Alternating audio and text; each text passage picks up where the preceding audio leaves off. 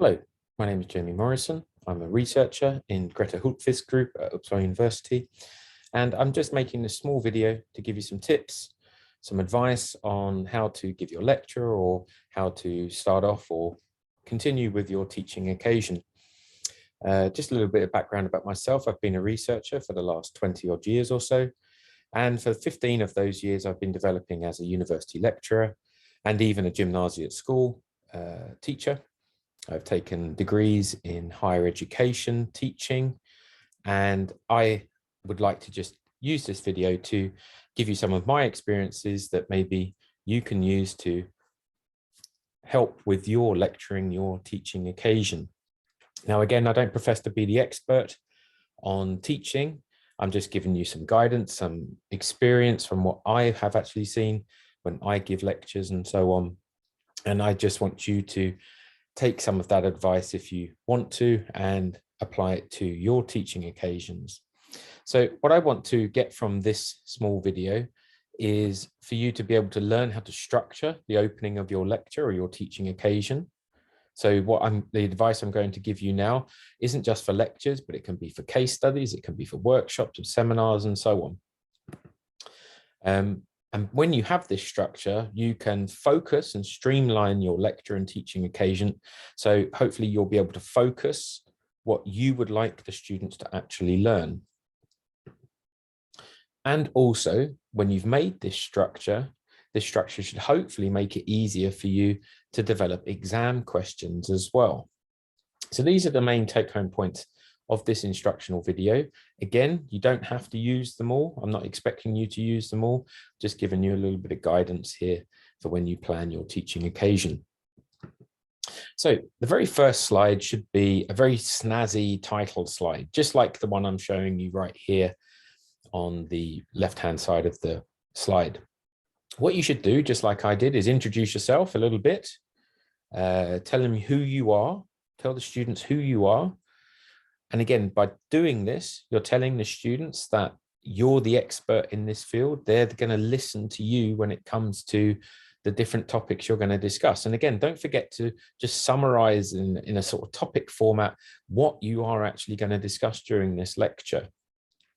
Try and make the opening slide as eye-catching as possible, a nice background image or even a decent video or something or an animation. Again, try and pique the students' interest from the very get-go. And don't forget to include your contact details. Again, some students will ask you questions during the lecture or teaching occasion.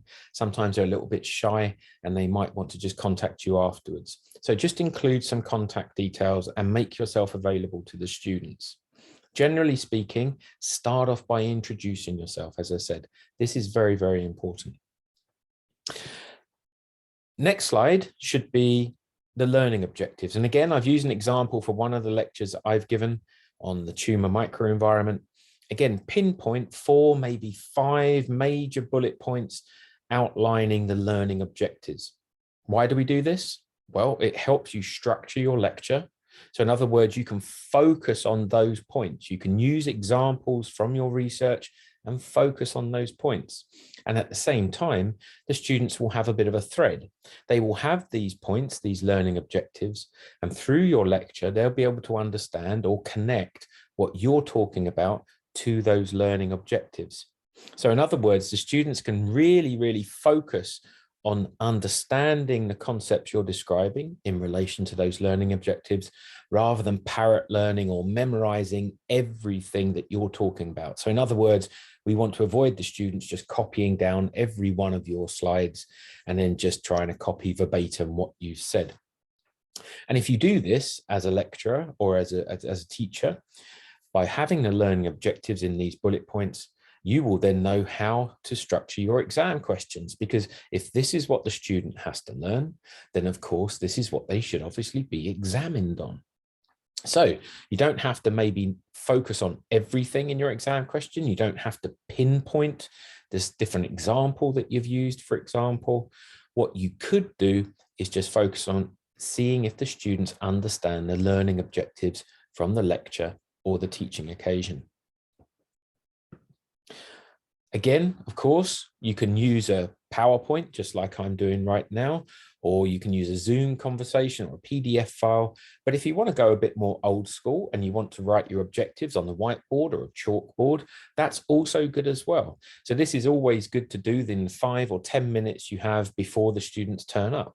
Just write the objectives in clear text on the board, and you can point to these during the lecture. So again, if you don't have a PowerPoint, if you don't have a digital type of presentation and you do more things old school, as it were, you can do the objectives on the board. So you don't have to have a PowerPoint all of the time. And again, before you even start giving your lecture, it might be quite good at this point to also have a slide showing some useful resources. And again, I'm just giving you an example here of what I would show for one specific lecture. Again, if it's a YouTube video highlighting some of the learning objectives that you would like to talk about, or if there are some things here that just supplement the information that you are giving, then of course, put them here. You don't have to have hundreds and hundreds of references or so on, but just a few take-home resources if you have them to help the students go back later on, look at these resources and help connect what they've learned during the lecture. So again, I think this is also a very important thing to have. Now, when you get through your teaching occasion, your lecture, if you've had a lecture and you just want to summarize, have a conclusion slide where you can be a bit more specific related to your examples that you've used during your lecture. If it's a workshop or if it's a case study, then of course, if you've got feedback from the students, then during that feedback, you can write them down on the board or you can write them down in a PowerPoint. You can even ask the students to ask them, what have they got from this lesson? What are the conclusions you've got? And you can write them on the last slide, or you can write them on the noteboard or the whiteboard or the chalkboard. And again, you can include this within your presentation. So again, starting, giving them all the resources necessary, the introduction. Obviously, the lecture, I can't give you much advice about. You are the experts on the main body of your lecture. But then at the end, have that concluding statement, that summary statement. So the students know, again, what they should be trying to understand, how they're connecting the learning objectives to what you would like them to learn.